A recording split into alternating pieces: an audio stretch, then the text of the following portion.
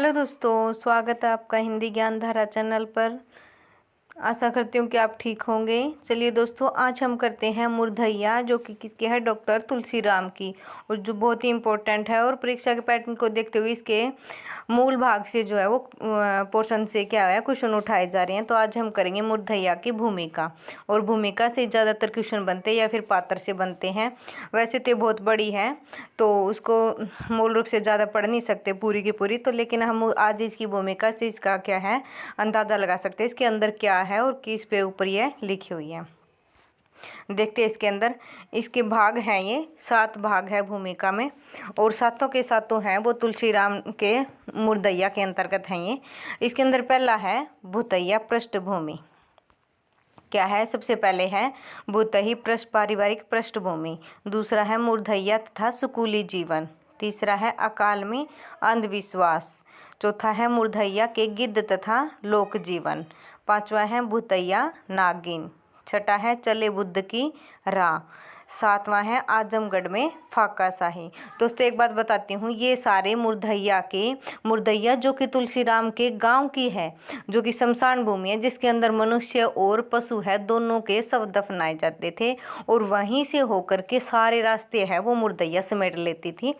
तो अगर एक अंदाज़ा लगाया जाए तो बस इसी के अंदर इसी को आत्मकथा क्यों बना है, क्योंकि सारे केंद्र हैं समाज के या फिर उनके गांव के है, वो सारे केंद्र मुर्धैया पे टिके होते थे, जो कि अंधविश्वास से भरी हुई है। तो आज हम इनकी भूमिका देख लेते हैं, इम्पोर्टेंट है ये भी। ये सातों के सातों भाग क्या है पूछे भी जाते हैं और आगे भी पूछे की क्या है संभावना है। 7 भाग है, ये ध्यान रखना और उसको क्रमशः भी याद रखना है इनको।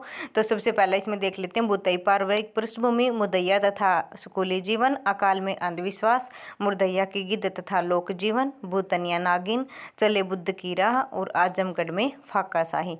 इसके सबसे पहले कि इसके अंदर है जो कि इसमें बताया है कि उनके परिवार में कौन कौन सदस्य थे। दादी थी, दादा थे, जूठन थे, इनके पात्र है वो भी इम्पोर्टेंट है, वो भी हमें याद रखने हैं।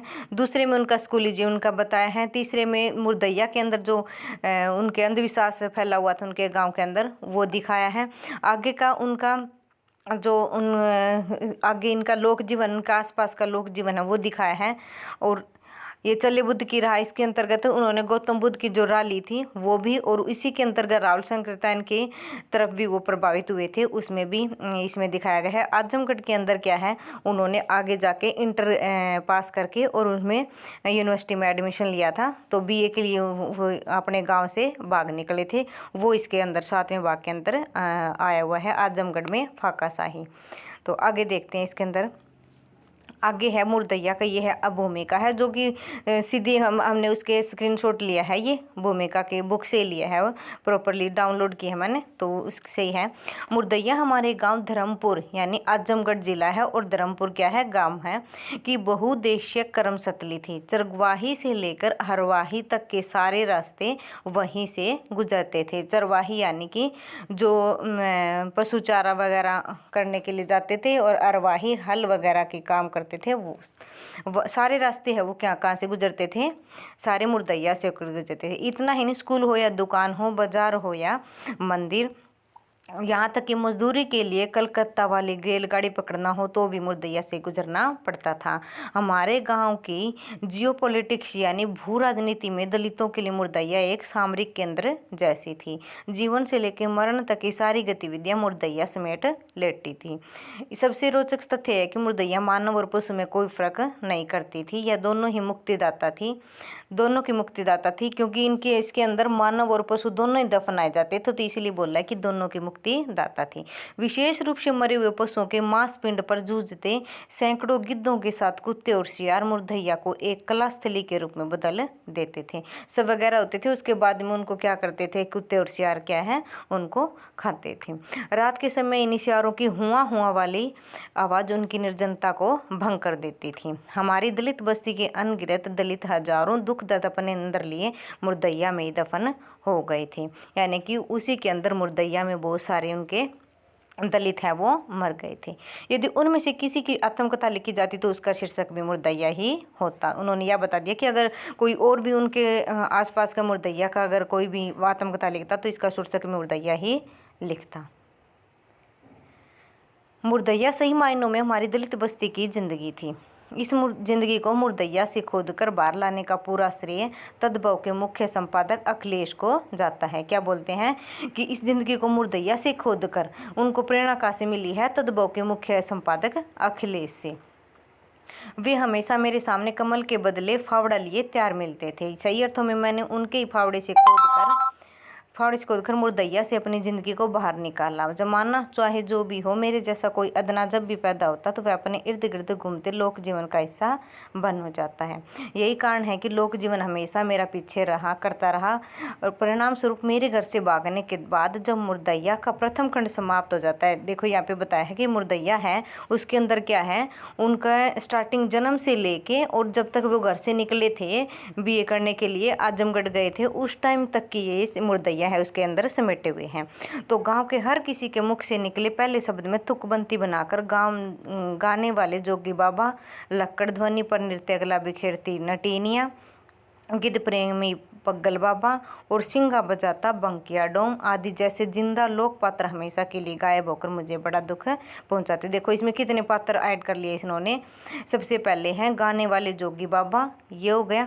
लक्कड़ ध्वनि पर नृत्य बिखेरती नटीनिया, ये इनकी पात्र हैं जिनका अलग से नाम है एक और। गिद्ध प्रेमी है पग्गल बाबा और सिंगा बजाता बंकिया डोम आदि जैसे जिंदा लोक पात्र हमेशा के लिए गायब होकर क्योंकि वो वहाँ चले गए तो उनके बाद में उनकी याद उन्हें आती है। सबसे ज़्यादा दुखित करने वाली बात दिल्ली में रह रहे मेरे गांव के कुछ प्रवासी मजदूरों से मालूम हुई, क्योंकि उसके बाद में तो बहुत सारे आधुनिक युग के दौरान तो उनके मुर्दैया है वो बहुत सारी सड़कों को जोड़ लेती हैं।